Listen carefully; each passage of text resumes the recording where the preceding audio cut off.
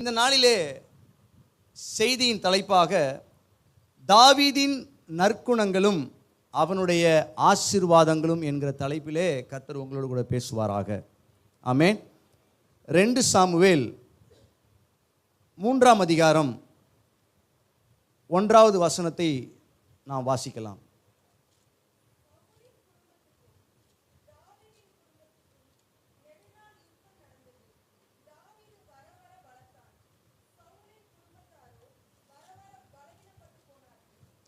அல்லேலூயா.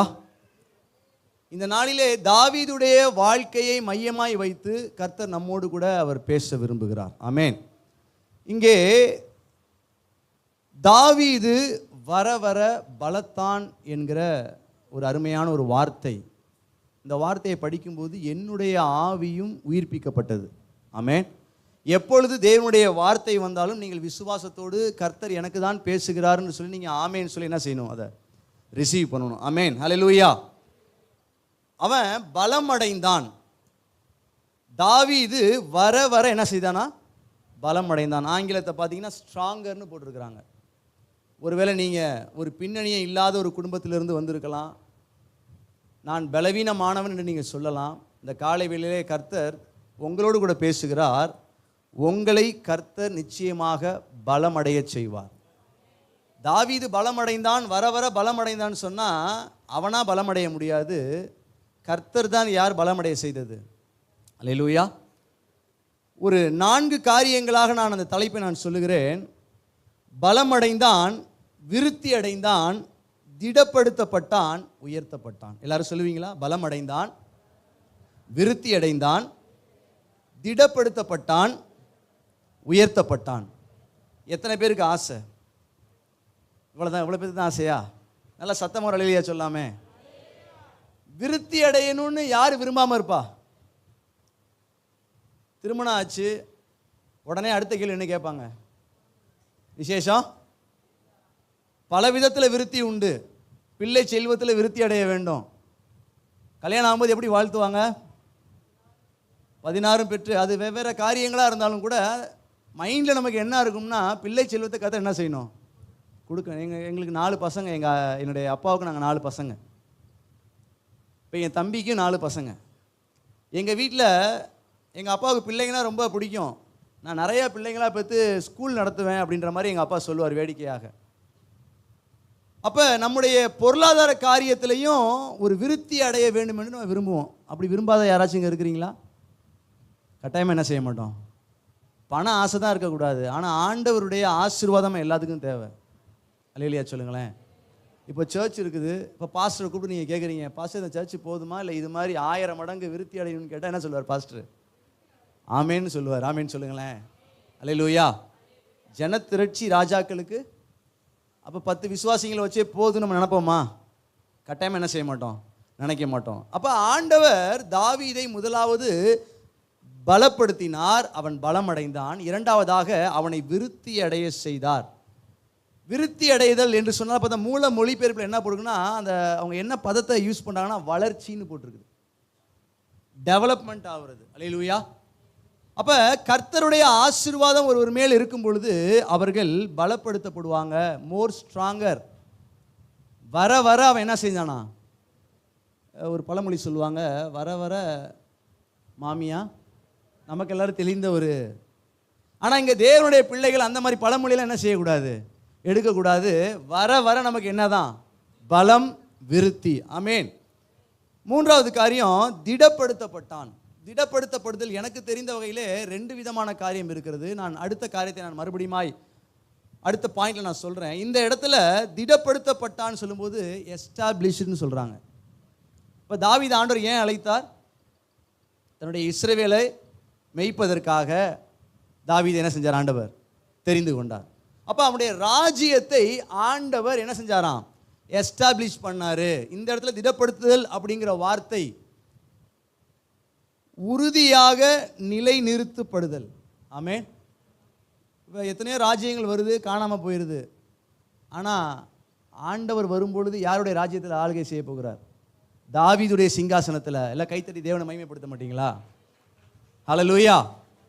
ஏன்னா ஆண்டவர் அவனை எப்படி ஆசீர்வதிச்சிட்டாரு, அவனுடைய ராஜ்யத்தை அவர் திடப்படுத்திட்டாரு. ஆமென்.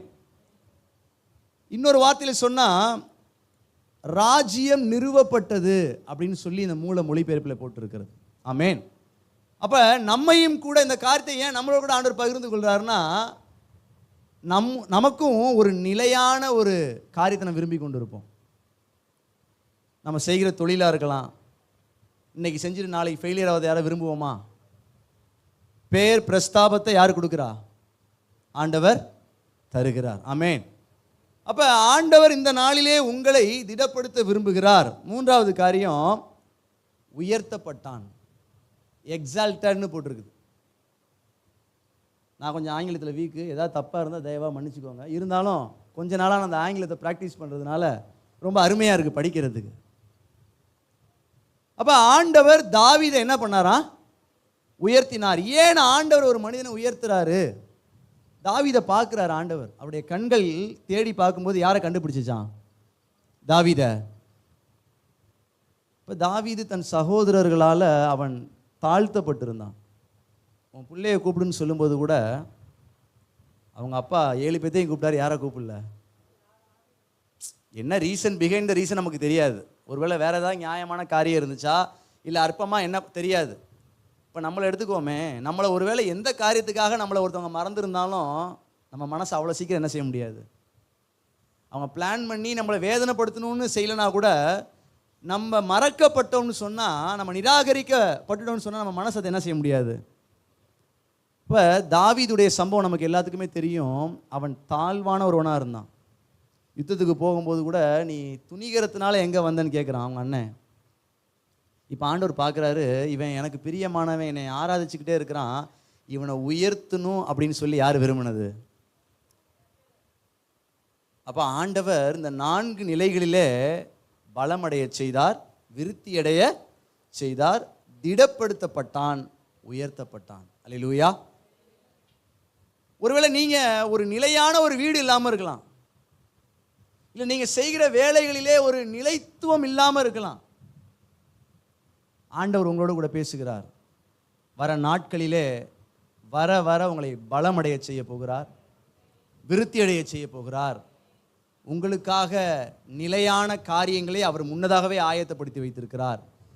தேசத்தில், உங்கள் குடும்பத்தில், உங்கள் பகுதிகளிலே உங்களை அவர் உயர்த்துவாராக. அல்லேலூயா. இவ்வளோதான் விசுவாசமா? நல்ல சத்தமாக ஒரு அல்லேலூயா சொல்லலாமா?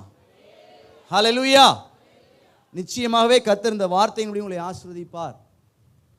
இப்படிப்பட்ட ஆசீர்வாதத்தை சும்மா ஆண்டவர் தாவீது கொடுத்துருப்பார் நீங்கள் நினைக்கிறீங்களா? நீங்கள் கொஞ்சம் பேசுங்களேன்.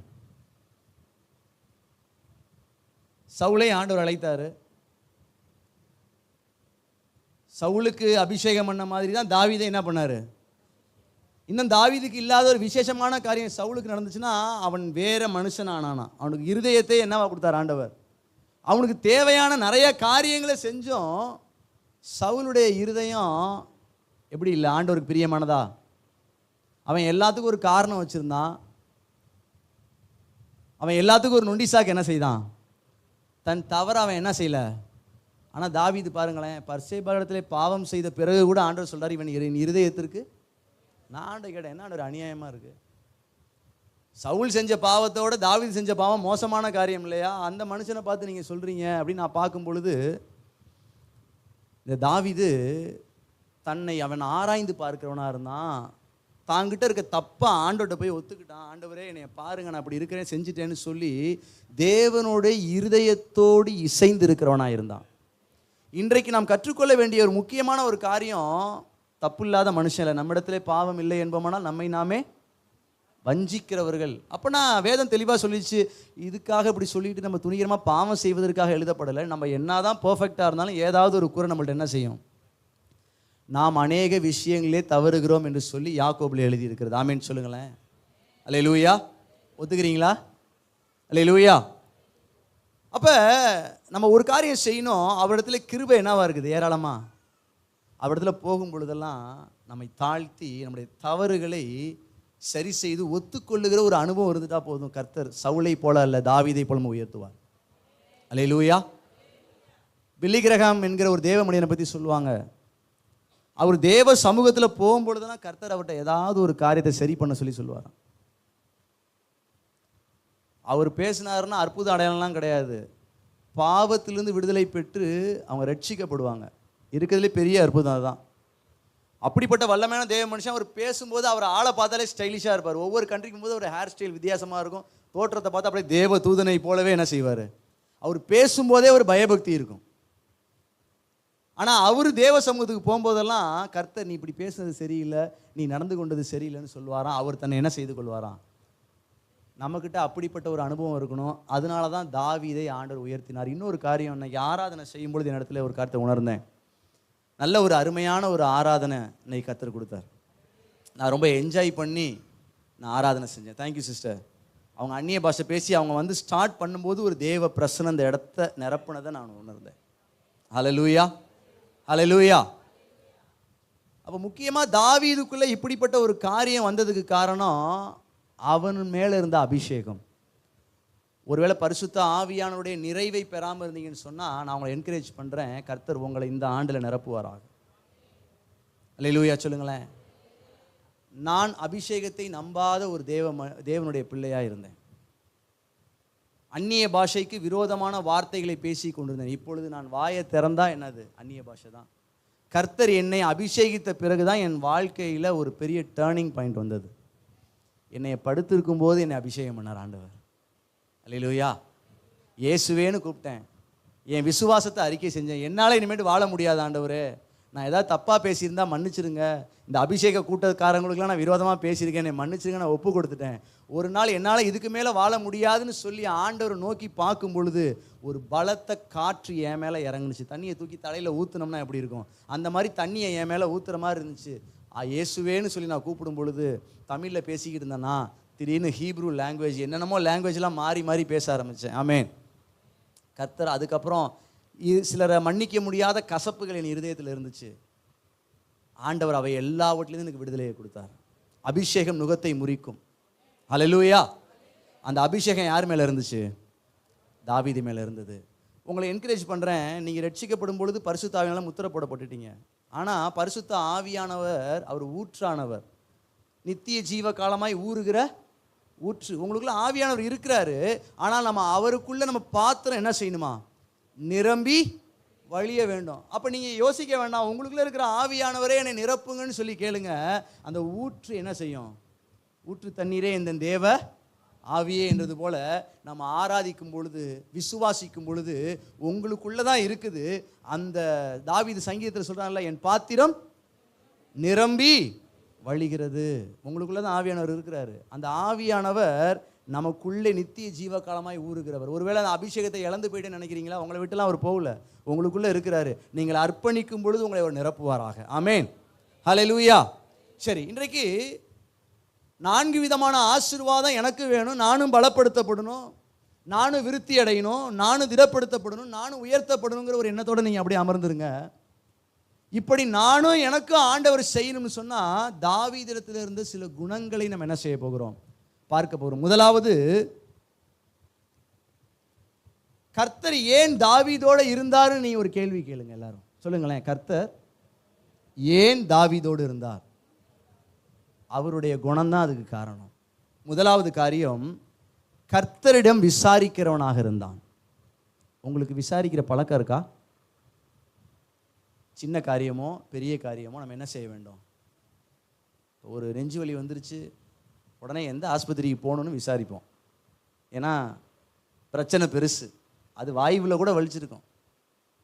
ஆனால் நம்ம பயங்கரமாக கற்பனை பண்ணிட்டு அப்போலோவுக்கு போகலாமா, அங்கே போகலாமா, அங்கே போகலாமான்னு ஆண்டுகிட்ட போய் என்ன செய்வோம், சின்ன சின்ன காரியங்கள்ட்ட கூட யார்கிட்ட பேசணும், ஆண்டவர்கிட்ட பேசணும். அல்லேலூயா. இந்த இடத்துல கர்த்தரிடம் அவர் விசாரிக்கிறவனாய் இருந்தான். இதை ஆண்டவர் பார்த்தார். எடுத்து வாசிங்கள். 1 சாமுவேல் 23ஆம் அதிகாரம் 3வது வசனம் வாசிங்க. ஆனாலும் தாவீதின் மனுஷர் அவனை நோக்கி, இதோ நாங்கள் இங்கே யூதாவிலே இருக்கும் போதே பயப்படுகிறோம். நாங்கள் பெலிஸ்தருடைய சேனைகளை எதிர்க்கிறதற்கு கேகிலாவுக்கு போனால் எவ்வளவு அதிகம் என்றார்கள். அல்லேலூயா. கேகிலா என்கிற ஒரு பகுதிக்கு பெலிஸ்தர் வந்துட்டாங்க. நான் அங்கே போய்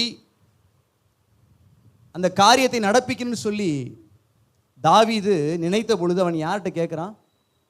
ஆண்டவரிடத்திலே கேட்குறான். கர்த்தரிடத்திலே விசாரிக்கிறதற்கு கர்த்தர் நீ போ, பெலிஸ்தரை முறியடித்து கேகிலாவை ரட்சிப்பாயாக என்று தாவீதுக்கு.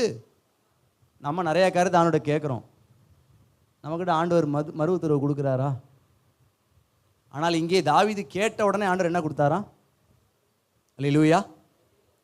நாம் ஆராதிக்கிற தேவன் அவர் மறு உத்தரவு கொடுக்கிற தேவன். பல முறைகளில் நான் கர்த்தருடைய சத்தத்தை ஆடியபோல கேட்டிருக்கிறேன். ஒரு முறை வாலிபனே எழுந்து நில் அப்படின்னு சொன்ன வார்த்தை என் வாழ்க்கையை திருப்பி போட்டது. கர்த்தர் நம்மோடு பேசுகிற வார்த்தை அது சாதாரணமான வார்த்தை அல்ல, அது ஜீவன் உள்ளது. அல்லேலூயா, அல்லேலூயா. அப்போ ஆண்டவரிடத்திலே நீங்கள் பேசுனா அவர் உங்களிடத்துல பேசுவாருங்கிறத நீங்கள் என்னைக்கு என்ன செய்யக்கூடாது? மறந்து போக கூடாது. இப்போ தாவீதோடு கூட ஒரு 600 பேர் இருந்தாங்க. கடன் பட்டவர்கள், முறுமுறுத்தவங்க, அப்புறம் பேலியாளின் பிள்ளைகள்லாம் இருந்தாங்க அவரோடு கூட. நல்லா ஒரு காரியத்தை நான் புரிந்து கொள்ள வேண்டும். அவங்களாம் பயந்தாங்களாம். இப்போ கர்த்தர்கிட்ட கேட்டார், கர்த்தர் ரட்சிப்பாயாகன்னு சொல்லிட்டாரு. ஆனால் அவரோட கூட இந்த டீம் என்ன செய்கிறாங்க? பயப்படுறாங்க. இப்போ நம்மளாம் தான் என்ன பண்ணியிருப்போம்? கர்த்தர் பேசுகிறதெல்லாம் தூக்கி போட்டுட்டு நம்ம சுற்றி இருக்கிற மனிதர்களையும் சூழ்நிலையும் பார்த்துட்டு என்ன பண்ணியிருப்போம்? ஒரு முடிவு. ஆனால் தாவீது அப்படிப்பட்டவன் அல்ல. அப்படியே ஆண்டவர் அணு அணுவாக தாவீதுடைய செயல்பாடுகளை ரசிக்கிறவராக இருக்கிறார். அவன் மறுபடியும் என்ன செய்யறானா? அடுத்த வசனத்தில் வாசிங்களேன், 4ஆம் வசனத்தை வாசிக்கலாம். அப்பொழுது தாவீது திரும்பவும் கர்த்தரிடத்தில் விசாரித்த போது கர்த்தர் அவனுக்கு உத்தரமாக, நீ எழும்பி கேகிலாவுக்கு போ, நான் பெலிஸ்தரை உன் கையில் ஒப்புக் கொடுப்பேன். ஹல்லேலூயா. இவன் மறுபடியும் யாரை நம்பி இருக்கிறான்னு பார்த்தீங்கன்னா, இவன் தன்னுடைய படையை நம்பி இல்லை. அப்படி நம்பி இருந்தானா யாரை கேட்டிருப்பான்? தன்னோடு இருந்த 600 பேர்த்திட்ட கேட்டிருப்பான். ஆனால் அவன் என்ன பண்ணுறான்? அவங்க சொல்கிறத வச்சுட்டு மறுபடியும் யார்கிட்ட போகிறான்? இப்போ கர்த்தர் மறுபடியும் யாரோட கூட பேசுகிறார்? நீங்கள் கேட்க கேட்க ஆண்டவர் பேசுவார். விசுவாசிக்கிறீங்களா? இந்த இடத்துல ஆண்டவர் மறுபடியும் நீ எழும்பி கேகிலாவுக்கு போ, நான் பெலிஸ்தரை உன் கையில் ஒப்பு கொடுப்பேன்னு அவர் சொல்கிறார். ஒருவேளை ஏதாவது ஒரு காரியத்தை கர்த்தர் உங்களோடு கூட பேசி நீங்கள் தாமதித்து கொண்டு இருக்க வேண்டாம். இன்றைக்கு கர்த்தர் உங்களோட கூட பேசுகிறார். நான் தீர்க்க தரிசனமாக சொல்கிறேன். இந்த வார்த்தையை கர்த்தர் மறுபடியும் சொல்கிறாரு. ஒப்பு கொடுப்பேங்கிற வார்த்தையை ஆண்டவர் சொல்கிறார். உங்கள் கையில் தான் அந்த ஆத்மாவை ஆண்டவர் ஒப்பு கொடுப்பார். நீங்கள் எதிர்பார்த்து முயற்சி செய்து யோசித்து கொண்டிருக்கிற காரியத்தை இதை செஞ்சால் அந்த காரியம் கைகூடி வருமா, இது நடக்குமா என்று நீங்கள் யோசிக்கிற காரியத்தை பற்றி தான் ஆண்டவர் பேசுகிறாரு. உன் கையில் என்ன செய்வேன் நான்? ரட்சிப்பாயாக. யாரையாவது நீங்கள் காப்பாற்றணும் நீங்கள் நினைக்கிறீங்க, உங்களுக்கு தயக்கம் இருக்கலாம். கர்த்தர் ஏற்கனவே சொல்லிட்டாரு ரட்சிப்பேன்னு சொல்லிட்டாரு. இப்போ மறுபடியும் சொல்கிறாரு, உன் கையில் தான் என்ன செய்வேன் நான்?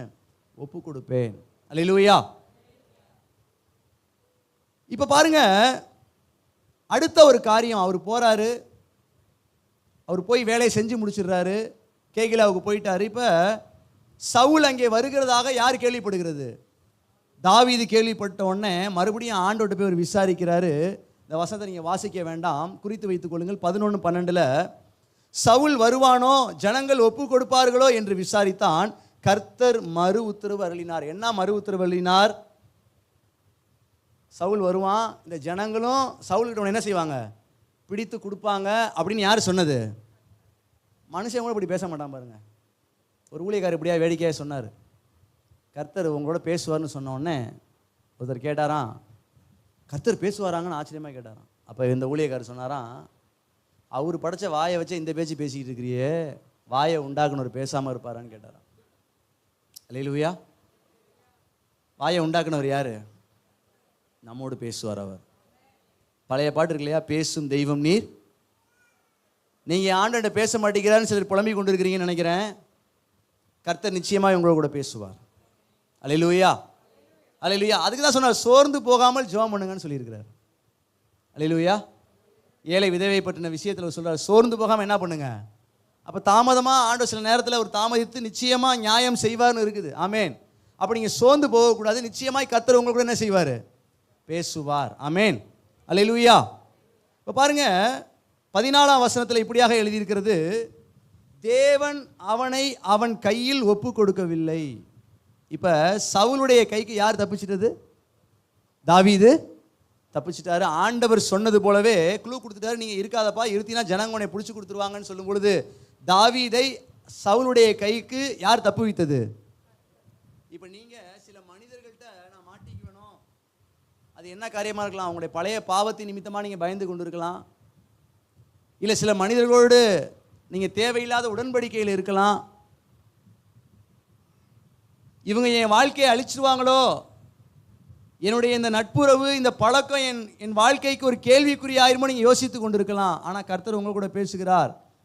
நீங்கள் பயப்படுகிற காரியத்தில் கர்த்தர் உங்களை ஒப்பு கொடுக்க மாட்டார். அல்லேலூயா. நிச்சயமாகவே கர்த்தர் உங்கள் எதிராளிகள் கைக்கு உங்களை தப்புவிக்கிற தேவனாக இருக்கிறார். அல்லேலூயா. இப்போ ஒரு அருமையான ஒரு காரியம் நடக்குது. அவர் சவுலின் கைக்கு தப்புவித்து ஆண்டவர் அவனை காப்பாற்றும் பொழுது சவுலுடைய மகன் யோனத்தான் தாவீதை சந்திக்க வந்து தாவீதுடைய கையை திடப்படுத்தினான் என்று எழுதியிருக்கிறது. ஆமென் சொல்லுங்களேன்.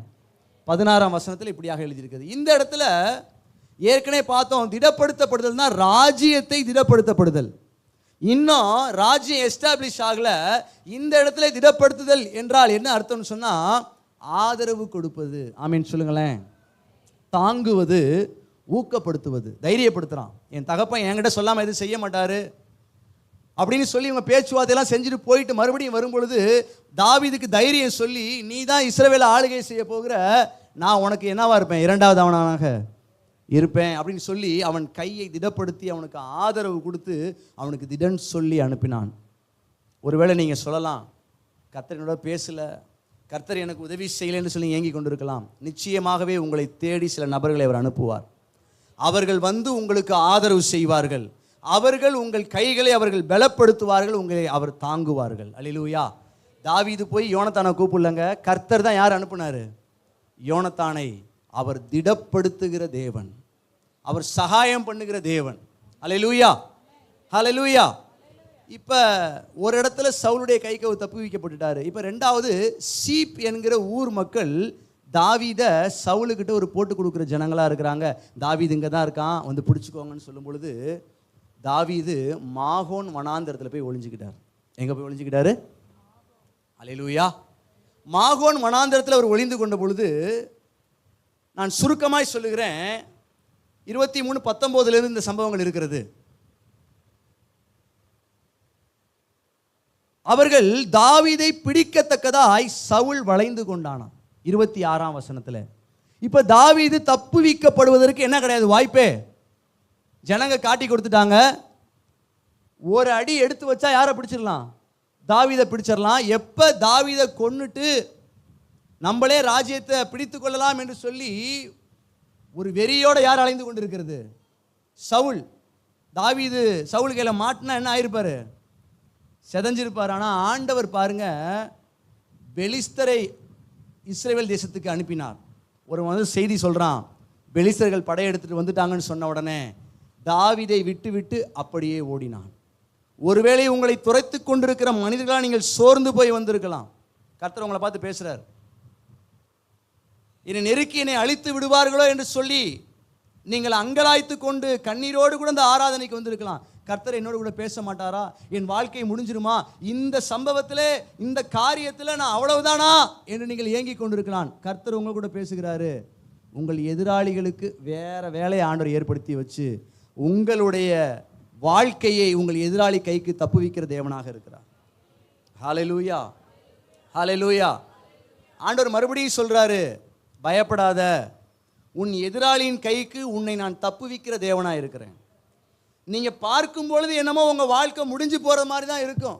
நீங்கள் பார்க்கும்போது உங்கள் வாழ்க்கை அவ்வளோதான், என் எதிராளியை சுற்றி வளைச்சிட்டான்னு இருக்கும். ஆனால் ஆண்டவருடைய அனுமதி இல்லாமல் முடியல ஒன்று கூட என்ன செய்யாது, கீழே முடிக்கே அவ்வளோ அக்கறைன்னு சொன்னால் நம்முடைய ஆவி ஆத்மா சரீரத்தை உண்டாக்குன தேவன் நம்ம எதிரிக்கையில் ஒப்பு கொடுப்பாரா?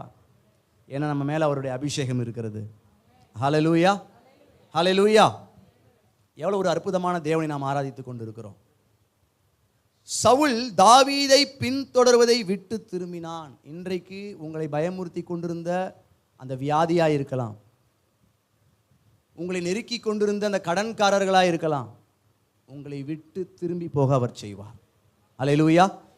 யோவான் 5:19 எடுத்து வாசிக்கலாம்.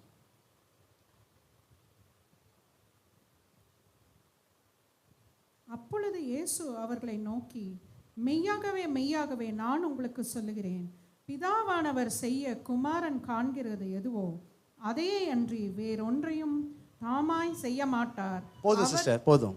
இங்க என்ன போட்டிருக்குது வசனம்? இயேசு கிறிஸ்துவே பிதா சொல்லாம, பிதா கிட்ட கேட்காம தாமா என்ன செய்ய மாட்டாராம்? எதையுமே. நீங்க சரி யோசிச்சு பாருங்க. இந்த காரியத்தெல்லாம் தாவீது ஆண்டோட்ட விசாரிக்காம இவர் பாட்டுக்கு ஜெபம் பண்ணிட்டு நான் விசுவாசத்தோட போறேன்ட்டு குருட்டுத்தனமா போயிருந்தா என்ன ஆயிருக்கும்? அழைச்சார் தான், சவுலையும் யார் தான் அழைச்சா? ஆனால் அவன் ஆண்டோட எதையும் என்ன செய்யறது இல்லை, பொறுத்துருன்னா பொறுத்து இருக்கிறது இல்லை, காத்திருன்னா காத்து இருக்கிறது இல்லை, போன்னு சொன்னால் என்ன செய்யறது இல்லை, ஒன்று விடாமல் அழிச்சு போடுன்னா கேட்கறது கிடையாது. இந்த மாதிரி ஒரு வாழ்க்கை வாழ்ந்தா கர்த்தர் நம்ம என்ன செய்ய மாட்டார், செய்ய முடியாது.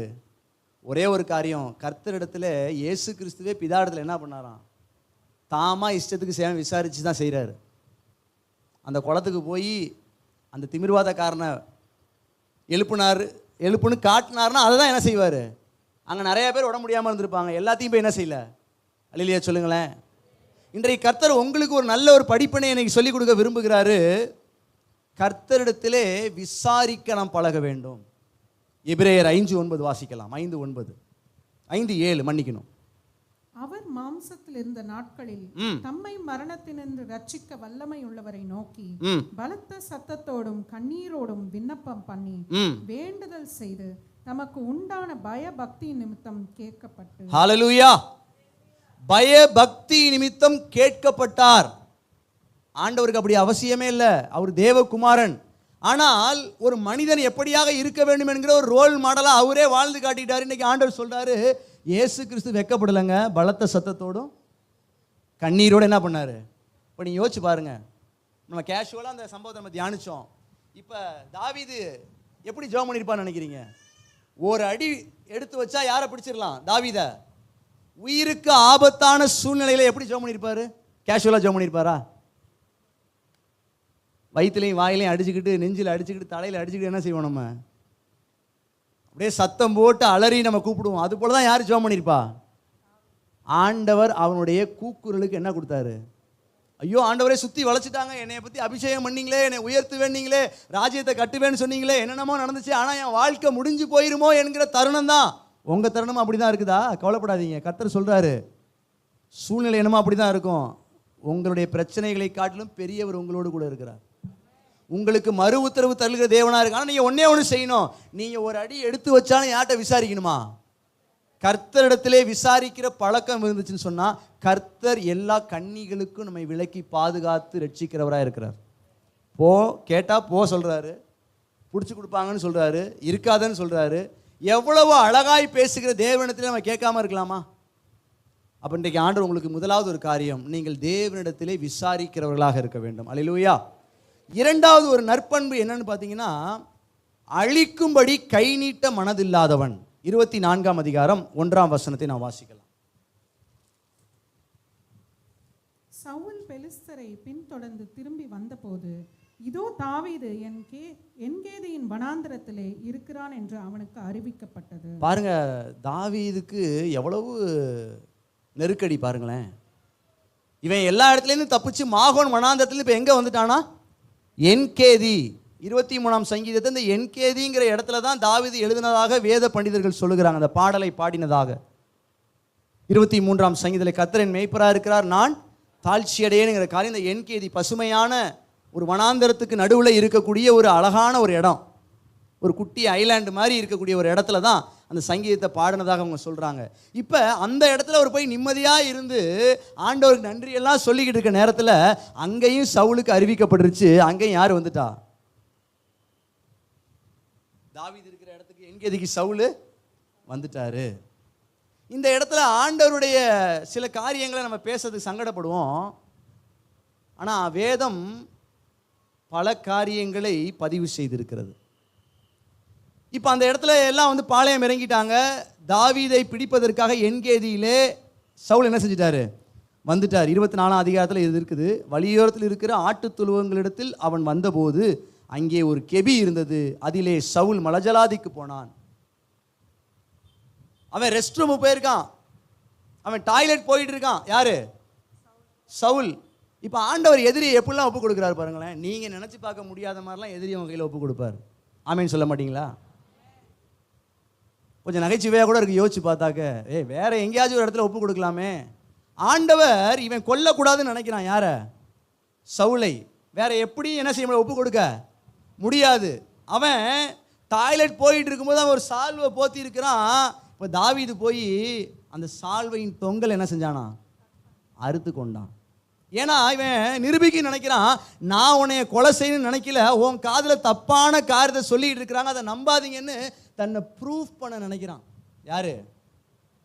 தாவீது நினைக்கிறான். அப்போ ஆண்டவரும் பார்க்குறாரு, அவனுக்கு இப்படிப்பட்ட சூழ்நிலையை அவர் ஏற்படுத்தி கொடுக்குறாரு. அல்லேலூயா சொல்லுங்களேன். கொல்லாமல் சால்வையின் தொங்கலை மெல்ல அறுத்து கொண்டான். தாவீது தன் மனுஷரை சவுல் மேல் எலும்ப ஒட்டாமல் தடை பண்ணினான். ஆமேன் சொல்லுங்களேன். இந்த இடத்துல ஒரு வார்த்தையை சொல்றாங்க தாவீதின் மனுஷர்கள். தாவீதின் மனுஷர் அவனை நோக்கி, இதோ நான் உன் சத்துருவை உன் கையில் ஒப்பு கொடுப்பேன், உன் பார்வைக்கு நலமானபடி அவனுக்கு செய்வாயாக என்று கர்த்தர் உன்னோடே சொன்ன நாள் இதுதானே என்றார்கள். இந்த எதிரிக்கு தான் தப்பிச்சு போயிட்டு இருக்கிறாரு. உன் சத்ருவை அவன் கையில பிடிச்சு கொடுப்பேன்னு ஆண்டவர் சொன்ன நாள் இதுதான். கர்த்தரே சொல்லிட்டாரு, உன் எதிரியை போட்டு தள்ளுன்னு யார் சொல்றது? தாவீதோடு கூட இருக்கிறவர்கள். உங்க கூட இருக்கிற நண்பர்கள் எப்படி இருக்கிறாங்கன்னு நீங்க யோசிச்சு பார்க்கணும். அவங்க சொல்ற எல்லாத்தையும் என்ன செய்யக்கூடாது. அல்லேலூயா சொல்லுங்களேன். சில பேர் யார் எது சொன்னாலும் என்ன செய்வாங்க? தலையை சர்ச்சுக்கு போவாத, இன்னைக்கு ஃபங்க்ஷனுக்கு போகலான்னு சொந்தக்காரங்க சொன்னால் என்ன பண்ணிடுவாங்க? நாங்கள் கிராமத்தில் ஊழியம் செய்கிறதுனால ஒருத்தருக்கு வளகாப்புனா ஊரே என்ன செஞ்சிடும்? சாவுன்னா சபையே காலியாயிரும்.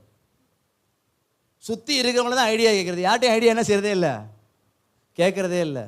இப்போ ஆண்டவரும் வாக்கு பண்ணிட்டார், சொல்லியிருக்காரா இல்லையா? ஆனாலும் இந்த தாவீது பாருங்க, கர்த்தர் அபிஷேகம் பண்ணிவித்தர் மேலே என் கையை என்ன செய்ய மாட்டேன், நான் நீட்ட மாட்டேன். கர்த்தர் அபிஷேகம் பண்ணவர் மேலே கையை, எவ்வளோ ஒரு அழகான ஒரு பண்பு. நானும் நீட்ட மாட்டேன், நீங்களும் அவர் மேலே என்ன செய்யக்கூடாது? தன் ஜனங்களை அவன் தடை பண்ணினான்னு எழுதியிருக்கிறது. அல்லேலூயா சொல்லுங்களேன். 7ஆம் வசனத்தில் இருக்குது. ஆமென். அல்லேலூயா. தாவீது தன் மனுஷரை சவுல் மேல் எலும்ப ஒட்டாமல் தடை பண்ணினான். அல்லேலூயா சொல்லுங்களேன். இப்ப ஆண்டவர் நமக்கு நிறைய காரியங்களை சொல்லி கொடுத்திருக்கிறாரு. நம்முடைய எதிரி விழும்போது நம்ம என்ன செய்யக்கூடாதான்? சந்தோஷப்பட. ஹல்லேலூயா. கர்த்தர் எதிராளி என் கையில் ஒப்பு கொடுத்துட்டாருன்னு இந்த டயலாக்லாம் என்ன செய்யக்கூடாது? கர்த்தர் அவன் பல்லை உடைத்தார் பிரதர், கர்த்தர் அவன் காலை, நான் அப்படி சொல்லியிருக்கிறேன். இப்போ தப்புன்னு உணர்றேன். எங்கள் வீட்டு பக்கத்தில் ஒரு அத்தை இருக்கிறாங்க, ரொம்ப அந்யோன்யமாக இருந்தாங்க. அப்புறம் அவங்களுக்கும் எங்கள் குடும்பத்துக்கும் சில மன வருத்தங்கள் வந்தது இட பிரச்சனையினால.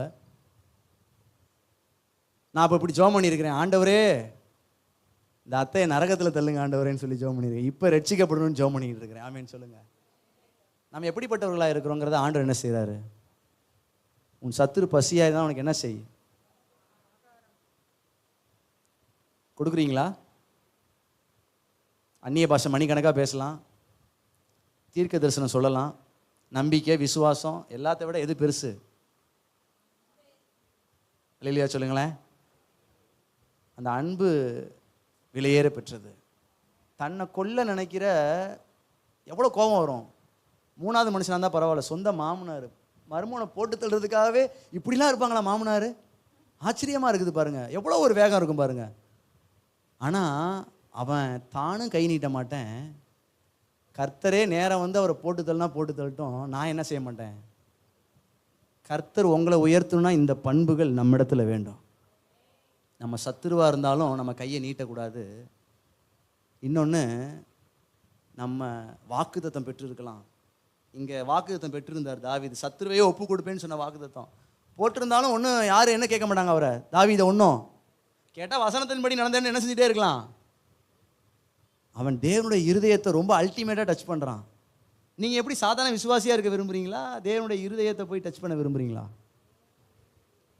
உங்களை பலப்படுத்தணும், நீங்கள் விருத்தி அடையணும், கர்த்தர் உங்களுக்கு உயர்வை தரணும்னா என்ன செய்யணும்? கர்த்தருடைய இருதயத்தை என்ன செய்யணும்? தொடுகிற ஒரு வாழ்க்கையை வாழ வேண்டும். அங்கே கர்த்தர் பார்த்து வியக்கிறார். யாரை பார்த்து வியக்கிறாரு? நான் அபிஷேகம் பண்ணிட்டேன், என் அபிஷேகம் அவன் மேலே இருக்குதுங்கிற ஒரே காரணத்துக்காக தாவீது கை போட விரும்பல. சில பேர் நான் கொல்ல மாட்டேன், ஆனால் பக்கத்தில் தூண்டி விட்டுருவேன். அப்படி நான் திட்டல, கண்ணை காட்டுறேன், நீ என்ன பண்ணு.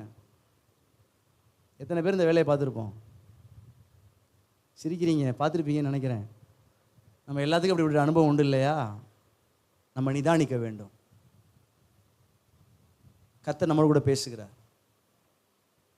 நீங்களே யார் மேலேயும் கை நீட்டிடாதீங்க. விசேஷமாக தேவனால் தெரிந்து கொள்ளப்பட்ட நம்ம எல்லாருமே அபிஷேகம் பண்ணப்பட்டவங்க தானே.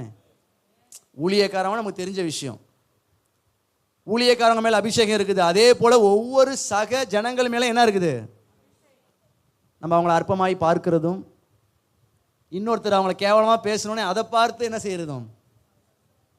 நீங்கள் எப்படி பேசுகிறீங்களான்னு தெரியாது, ஒருவேளை பேசிடக்கூடாதுன்னு நான் அவங்களை என்கரேஜ் பண்ணுறேன். நீங்கள் எப்படி பேசுகிறவர்கள் என்று நான் சொல்லவில்லை. நிற்கிறேன் என்று சொல்லுகிறவன், ஏன்னா அங்கேருந்து வந்துட்டு இவர் பாட்டுக்கு அப்படி இருக்கீங்க எப்படி இருக்கீங்கன்னு குறை சொல்கிறான்னு நினச்சிக்காதீங்க. நிற்கிறேன் என்று சொல்லுகிற என்ன செஞ்சிடக்கூடாது. இதுவரை நீங்கள் பெர்ஃபெக்டாக இருக்கலாம், ஒருவேளை இனிமேல் இப்படிப்பட்ட எண்ணங்களை சோதிக்கிறதுக்காக ஆண்டோட உத்தரவு கேட்டு சோதனைக்காரன் வரலாம். நீங்கள் விழுந்து போகாமல் இருப்பதற்காக கர்த்தர் உங்க கூட பேசுகிறான். ஹல்லேலூயா, ஹல்லேலூயா. இன்னொரு அருமையான ஒரு விஷயம், 24:14 சவுலிடம் தன்னை தாழ்த்துகிறவனா இருந்தான். என்ன அவசியங்க? தாவீது பயங்கரமாக ப்ரொடெக்ட் பண்ணுறாரு. தாவீதை குறித்து ஆண்டவர் வாக்குத்தத்தம் கொடுத்துருக்கிறாரு. தாவீது சவுலு கண்ணில், தாவீதை காப்பாற்றுறதுக்கு சவுல் கண்ணில் மண்ணை தூவி யாரை காப்பாற்றுறாரு? ஆண்டவர் காப்பாற்றுக்கிறாரு. அப்படி இருக்கிற ஆள் நம்மளை ஆண்டவர் அது மாதிரி காப்பாற்றுறான்னு தெரிஞ்சுச்சுன்னா முன்ன அப்படி நடந்துக்கிட்டு இருப்போம். அப்படியே கர்த்தர் நம்ம அப்படியே உயர்த்துறாரு, காப்பாற்ற காலெல்லாம் தூக்கி விட்டுட்டு அப்படியே பேச்சு பார்வையெல்லாம் எப்படி இருக்கும் பார்த்துருக்கோம்ல. நம்மளும் அப்படி சில நேரத்தில் என்ன பண்ணியிருப்போம், செய்திருப்போம். ஆனால் அப்படிலாம் வீரவசனம் பேசிடாதீங்க. தாவீது அப்படிலாம் பேசல. அவன் என்ன செஞ்சானா? தாழ்த்தி. தாவீது பெருமையான வீம்பு வார்த்தைகளை என்ன செய்யலையா? என்ன சொல்றான்? இஸ்ரவேலின் ராஜா யாரை தேட புறப்பட்டார்? ஒரு செத்த நாயையா, ஒரு தெல்லு பூச்சியா? நீர் யாரை பின்தொடர்கிறீர்? வாயால கெட்டவங்க நிறைய பேர். கர்த்தர் அபிஷேகம் பண்ணி ஆசீர்வச்சிருப்பாரு. கர்த்தர் என்னோட கூட இருக்கிறாருன்னு இஷ்டத்துக்கு எதிராளியை பார்த்து என்ன செய்யக்கூடாது, ஆண்டவர் பார்ப்பார். பிசாசையே தூஷணமாக பேச கூடாதுன்னு நம்ம வேதத்தில் படிக்கிறோம் இல்லையா? அல்லேலூயா. அப்போ தேவ சாயலில் படைக்கப்பட்ட ஒரு மனுஷன் அவன் தீமை செய்தாலும் கர்த்தர் பார்த்துக்குவார்னு விட்டுருணும். ஏன்னா அவன் கர்த்தர் மேலே நம்பிக்கையாக இருந்தான். நம்ம நம்பிக்கை சரியாக இருந்துச்சுன்னா நம்ம எந்த முயற்சி என்ன செய்ய மாட்டோம், எதிராளி அழிப்பதற்கு செய்ய மாட்டோம், தொடர்ந்து முன்னேறுவதற்கு காரியங்களை செய்வோம். ஆமென் சொல்லுங்களேன். ஹல்லேலூயா, ஹல்லேலூயா. எவ்வளோ ஒரு அற்புதமான தேவ மனிதன் பாருங்களேன். அப்போ அவர் சொல்றாரு 12ஆம் வசனத்தில், கர்த்தர் நியாயம் தீர்ப்பார், நீதியை சரி கட்டுவார் என்று தன்னை அழிக்க வந்த சவுலை அழிக்காமல் கர்த்தர் அபிஷேகம் பண்ணினவர் மேல் கையை நீட்ட மனதில்லாதவனாய் அவன் இருக்கிறதாக சொல்லுகிறான். ஹல்லேலூயா. அப்போ தேவ ஜனங்களுக்கு முன்பதாக கர்த்தருடைய ஊழியக்காரங்களை கை நீட்டி தயவுசெய்து என்ன செஞ்சிடாதீங்க. அப்படி பேசி வாங்கிக்கிட்டவங்க நிறைய பேர் இருக்கிறாங்க. ஒருவேளை அவங்க அற்பமாக சபையில் இருக்கிறவங்களா இருக்கலாம், அவங்க தேவனை நடக்கிறவங்களா இருக்கலாம். மோசேவை குறை பேசிட்டு சொந்த சகோதரியாக இருந்தாலும் மிரியாமுக்கு என்ன வந்துச்சு? சரியான ஒர்ஷிப் லீடர். அப்படி ஸ்டைலாக அந்த அம்மா தம்புரை வச்சு என்ன பண்ணாங்க, நடனமாடி சபைக்கு நடுவில் ஹீரோயிசமாக இருந்திருப்பாங்க. லட்சக்கணக்கான ஜனங்களுக்கு முன்னாடி ஒரு ஒர்ஷிப் லீடராக இருந்தாங்க. ஒரே நிமிஷத்தில் கர்த்தர் என்ன பண்ணார்? முகத்தில் அப்பா காரி துப்புற மாதிரி துப்புனேங்கிறாரு. குஷ்டத்தோடு விட்டுருக்கலாம், இந்த வார்த்தையை சொல்லிட்டார்.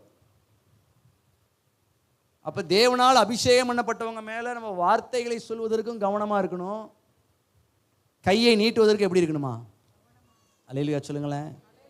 ஹல்லேலூயா, ஹல்லேலூயா. மறுபடியும் சீப்பூரார் சவுலுக்கு தூது அனுப்புகிறாங்க, தாவீதை காட்டி கொடுக்குறாங்க. 1 சாமுவேல் 26ஆம் அதிகாரம் 1-8.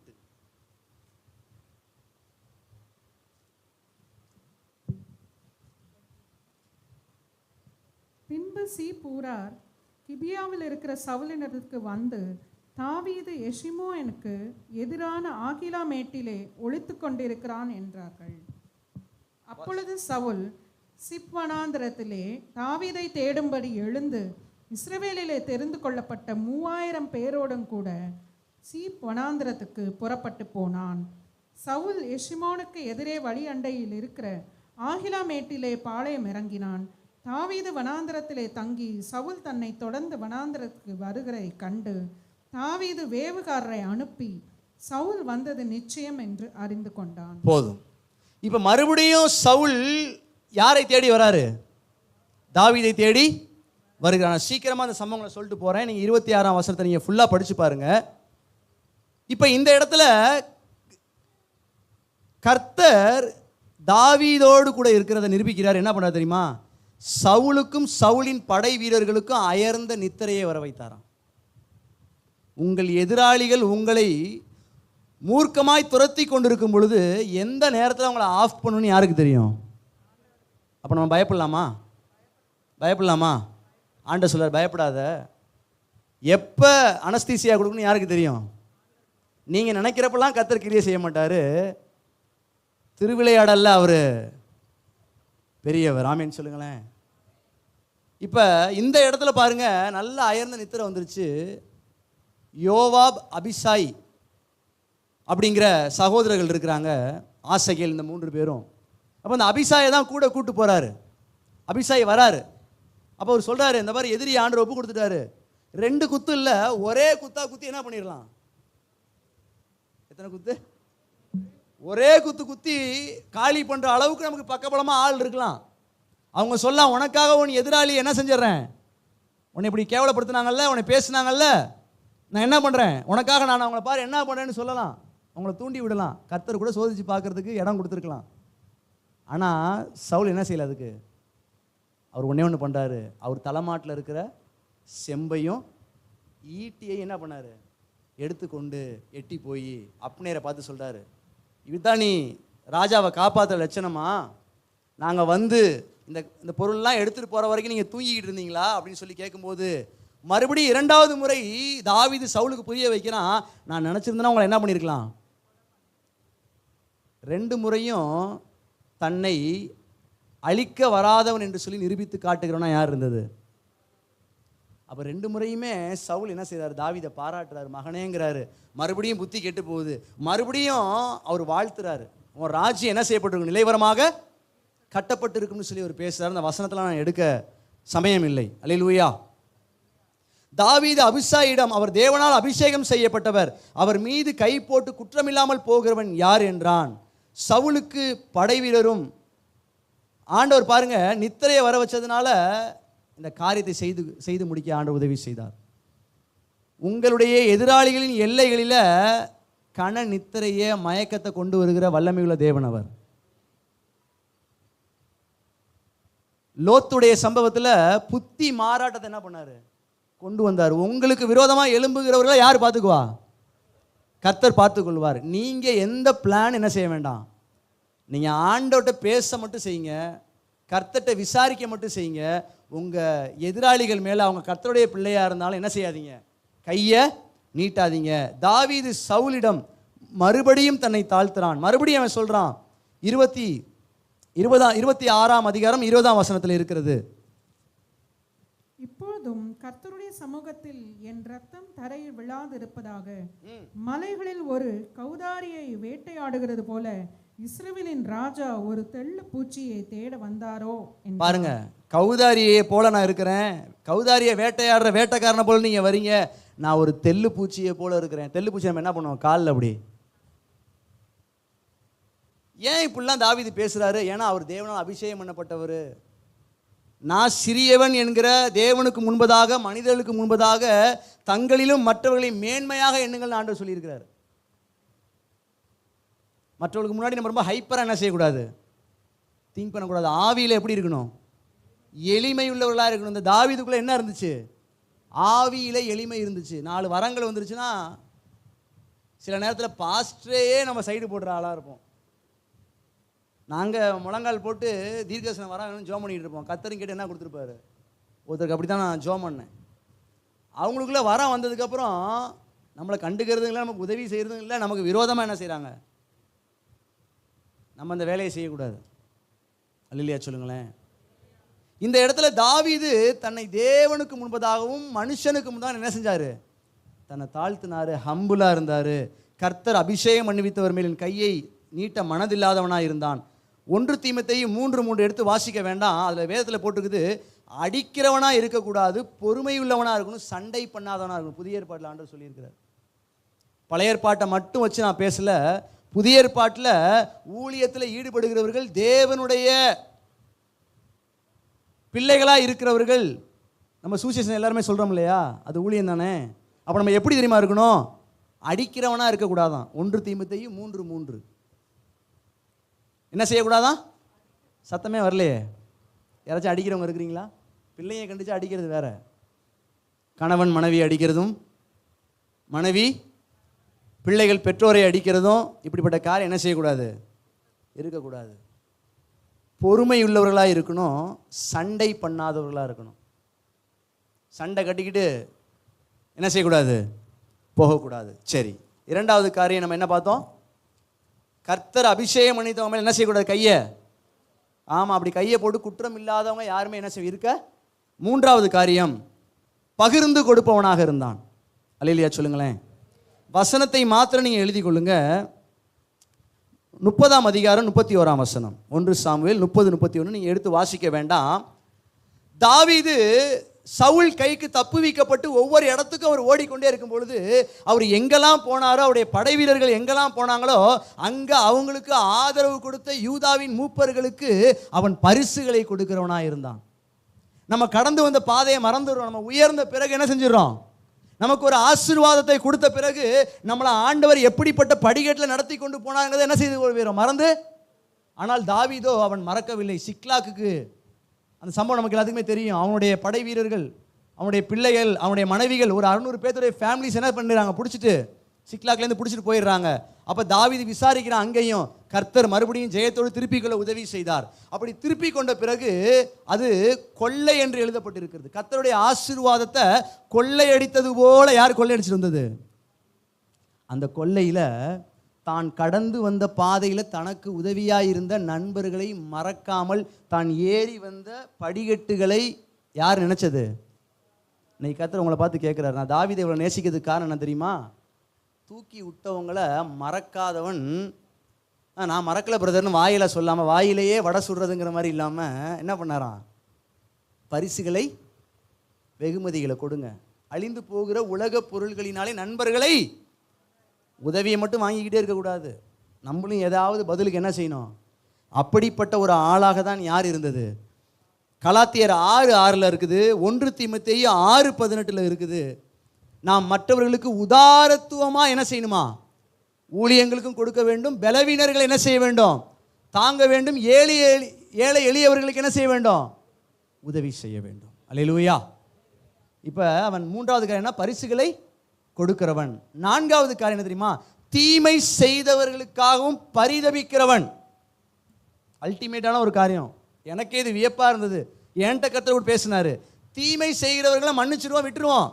ஆனால் அவங்களுக்கு ஒரு கஷ்டம் வரும்போது யாராவது கண்ணீர் அடித்து ஜோம் பண்ணியிருக்கோமா? சவுல் உயிரை பறிக்கிற ஒரு மாமனார், சவுல் செத்து போயிட்டாரு. இப்போ சவுளுடைய சங்கதியை கேட்டு இவன் புலம்பல் பாடினானா? என்ன பண்ணானா? உங்கள் மாமியார் வேதனைப்படுத்தும் போது, இல்லை உங்கள் மாமனார் வேதனைப்படுத்தும், இல்லை உங்கள் மருமகள் உங்களை வேதனைப்படுத்தும் போது அவங்களுக்கு ஒரு வவுத்து வலியோ ஒரு தலைவலியோ வந்தால் உங்களுடைய இருதயம் எப்படி இருக்குதுன்னு ஆண்டவர் கேட்குறார். உங்களை துன்பப்படுத்துகிறவங்க அங்கெங்கேயும் வெளியெல்லாம் எங்கேயும் போக வேணாம். சொந்த குடும்பத்தில் உங்கள் பேச்சை கேட்காத பிள்ளையாக இருக்கலாம். நம்ம என்ன சொல்லுவோம்? நான் அப்பே சொன்ன கேட்கலல்ல, உனக்கு இது தேவைதான்னு சொல்லுவோம். அப்படி தானே சொல்லுவோம். ஆனால் தாவீது தன்னுடைய அழிக்க வந்த மனிதனை பார்த்து அவன் புகழ்ந்து என்ன செய்கிறான்? பேசுகிறான். 2வது காரியம், 2 சாமுவேல் 2ஆம் அதிகாரம் 4-6 எடுத்து வாசிங்க. தாவீதை அடக்கம் பண்ணிட்டாங்க, சவுலை அடக்கம் பண்ணிட்டாங்க. யாரு? யாபேசின் மனிதர்கள் என்ன பண்ணாங்க? அடக்கம் பண்ணாங்க. எதிரிகளுக்கு நன்மை செய்தவர்களை அவன் கூப்பிட்டு ஆசீர்வதிச்சு அவங்களுக்கு நன்மை செய்வேன்னு வாக்கு பண்ணினான். எத்தனை நல்ல குணம் பாருங்க அவனுக்கு. நமக்கு விரோதி இருப்பாங்க, அந்த விரோதி கிட்ட வேற ஒருத்தவங்க பேசினா நம்ம அவங்கள்ட்ட என்ன செய்ய மாட்டோம்? அவங்க வேற ஏதோ பேசியிருப்பாங்க, என்னைய பற்றி தான் பேசுறான்னு இன்னும் என்ன ஆயிருக்கும்? ஹைப்பர் டென்ஷனா. அல்லேலூயா சொல்லுங்களேன். அப்போ ஆண்டவர் சொல்றாரு, விரோதிகளை நேசிக்கணும், அவர்களுக்காக பரிதபிக்க வேண்டும். ஆமேன் சொல்லுங்களேன். எதிரிகளின் மரணத்துல மகிழ்ச்சி அடையல. தாவீதுக்கு உதவியா இருந்த அப்னேர் தான் பல முறை படை தளபதியாய், சவுலுக்கு படை தளபதியாய் இருந்து தாவீதை கொலை செய்ய வந்தவன். அவனே மரிச்சு போயிட்டான். இப்ப தாவீது அவனுடைய மரண ஊர்வலம் போயிட்டு இருக்கும்போது அவனுக்காக அழுது புலம்பினானா. எப்படிப்பட்ட ஒரு மனுஷனா இருக்கான் பாருங்களேன். எரிஞ்சு நிக்கலாமா? 4 காரியம். கர்த்தரிடம் விசாரிப்பவன், அழிக்கும்படி கை நீட்ட மனதில்லாதவன், பகிர்ந்து கொடுப்பவன், தீமை செய்கிறவர்களுக்காகவும் பரிதபிப்பவன். இன்னைக்கு உங்களை கர்த்தர்ட்ட ஒப்பு கொடுங்க. இந்த 4 காரியத்தை கர்த்தர் உங்ககிட்ட எதிர்பார்க்கிறார். உங்களை கர்த்தர் உயர்த்த விரும்புகிறாரு, உங்களை ஆசீர்வதிக்க விரும்புகிறாரு. அப்படியே எல்லாம் வாயை திறந்து ஆண்டோட பேசுவீங்களா? யார் அமைதியாக இருக்க வேண்டாம். கண்ணை மூடி ஆண்டோட ஒப்பு கொடுங்க. ஆண்டவரே, நானும் தாவீதை போல விருத்தி அடைய வேண்டும், வர வர நான் பலப்படுத்தப்பட வேண்டும். ஆண்டோட சொல்லுங்க. கர்த்தர் உங்கள் வாய் பிறப்பை கேட்பார். நீங்கள் அமைதியாக இருக்க வேண்டாம். உங்கள் வாயை திறந்து ஆண்டோட பேசுங்க. உங்களை அவர் திடப்படுத்துவதற்காக இந்த நாட்களிலே வார்த்தையை கொடுத்து என்னை அனுப்பியிருக்கிறார். சகல பிரஸ்தாபங்களை காட்டிலும் நம்முடைய வார்த்தையை அவர் மகிமைப்படுத்தி இருக்கிறார். உங்களை இங்கே சும்மா ஆண்டவர் கொண்டு வரல, உங்களை முன்குறித்தார். உங்களை அழைத்ததும் இல்லை, உங்களை நீதிமான்களாக்கி இருக்கிறாரு. நிச்சயமாய் மகிமைப்படுத்துகிற நாட்கள் வரப்போகிறது. அதற்காக தான் கர்த்தர் இந்த வார்த்தைகளை உங்களோடு கூட பேசுகிறார். உங்களையும் தாவீதை போல உயர்த்தி அழகு பார்க்கிற தேவன், அவர் உயர்வை கொடுக்கிற தேவன். அவர் சர்வ சாதாரணமானவர் அல்ல. ஹல்லேலூயா. எல்லா வாயை திறந்து பாஷையை பேசுவீங்களா? உங்க வாயை திறந்து பேசுங்க. ஜீவ ஊற்று ஆப்ரேட் ஆகிறதுக்கு இந்த வாயை தான் ஆண்டவர் கொடுத்திருக்கிறார். வாயை திறந்து ஹல்லேலூயா, ஹல்லேலூயா, ஹல்லேலூயா. ஏன் என்னை தெரிந்து கொண்டீ தெரியவில்லை, ஏன் என்னை உயர்த்தினீ புரியவில்லை. சொல்லுங்க ஆண்டவரை பார்த்து, ஆண்டவரே, இதுவரைக்கும் என்னை நீதிமானா மாற்றி இருக்கிறீங்களா? ஆண்டவரே, இதுவரைக்கும் என்னை நீதிமானாய் மாற்றி என்னை அழைத்து என்னை முன்குறித்தபடினால் என்னை தகுதிப்படுத்தி இருக்கிறீர். ஆண்டவரே, பேசுவீங்களா? வாயை திறப்பீங்களா? வாயை திறந்து தேவனோடு கூட உறவாடுவீங்களா? ஹல்லேலூயா, ஹல்லேலூயா, ஹல்லேலூயா, ஹல்லேலூயா, ஹல்லேலூயா.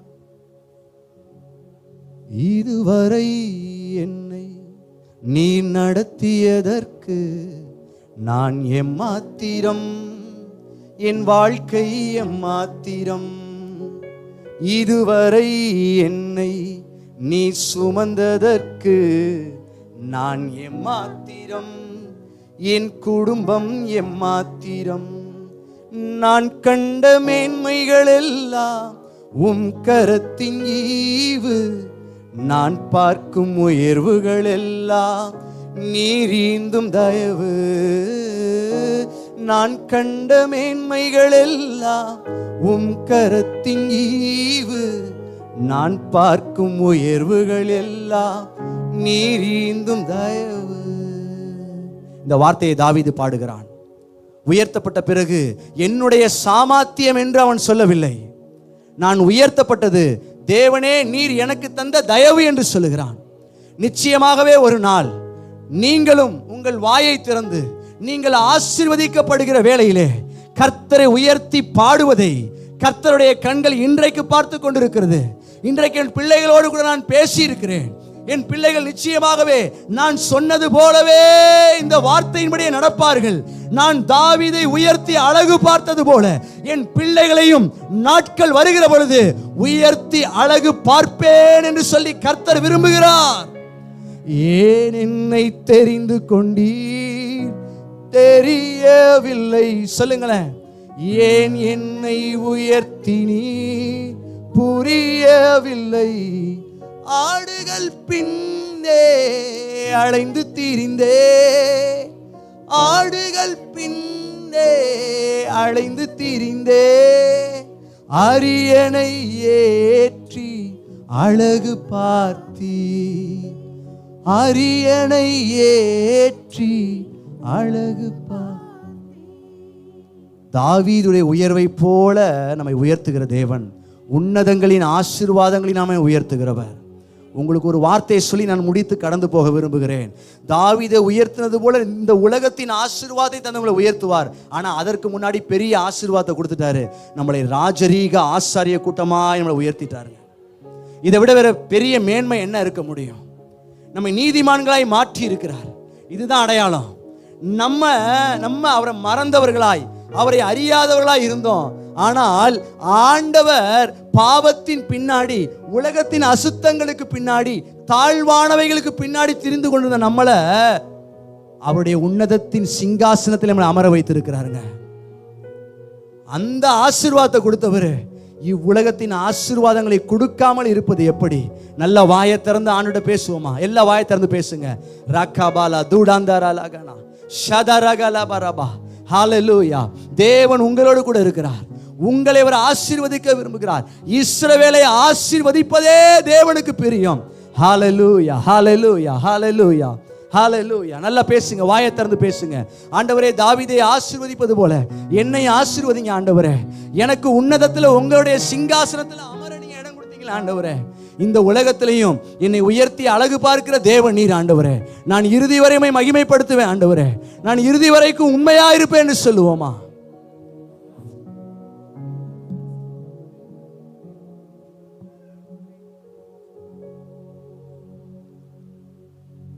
இரக்கமுள்ள அன்பின் தகப்பனே, இந்த நாளிலே உம்மோடு பேச வேண்டிய வார்த்தைகளை உம்முடைய வேலைக்காரனாகிய என்னிடத்தில் கொடுத்து இந்த வார்த்தைகளை சொல்ல நீர் கிருபை தந்தீரே, உமக்கு நன்றி. உம்முடைய வார்த்தை வெறுமையாய் உம்மிடத்தில் திரும்பாது என்று வேதத்தில் எழுதியிருக்கிறது. 30, 60, 100 இவர்களிடத்தில் அது பலன் கொடுக்கட்டும். ஆண்டவரே, இந்த நாளிலே என்ன ஏக்கத்தோடு, என்ன வேதனையோடு இந்த பிள்ளைகள் வந்திருப்பார்கள் நாங்கள் அறிந்திருக்கிறோம். நீர் பேசி இருக்கிறீர் ஆண்டவரே. என் குடும்பம் விருத்தி அடையாதா? என் குடும்பத்தை, என்னுடைய வியாபாரத்தை கர்த்தர் திடப்படுத்த மாட்டாரா? என்னை கர்த்தர் வளர்ச்சி அடைய செய்ய மாட்டாரா? நான் பலப்படுத்த மாட்டானா என்று ஏங்கிக் கொண்டு வந்த ஜனங்களுக்கு நான் உன்னை பலப்படுத்துவேன்னு நீங்க பேசியிருக்கிறீங்க. நான் உன்னை விருத்தி அடைய செய்வேன்னு பேசியிருக்கிறீங்க. நான் உன்னை உயர்த்துவேன்னு பேசியிருக்கிறீங்க. நீர் அப்படியே ஒவ்வொருவரையும் ஆசீர்வதிப்பீராக. சமாதானத்தோடு இந்த இடத்தை விட்டு கடந்து போக செய்யுங்கப்பா. வியாதி பலவீனத்தோடு வந்திருக்கிறவர்களை நீர் சுகமாக்குவீராக. கண்ணீரோடு வந்திருக்கிறவர்களை நீர் கண்ணீரை துடைத்து தைரியத்தோடு போக செய்வீராக. சுகபத்திரமா கொண்டு வந்தீங்க, சுகபத்திரமாய் வீடு போய் சேர உதவி செய்யுங்கப்பா.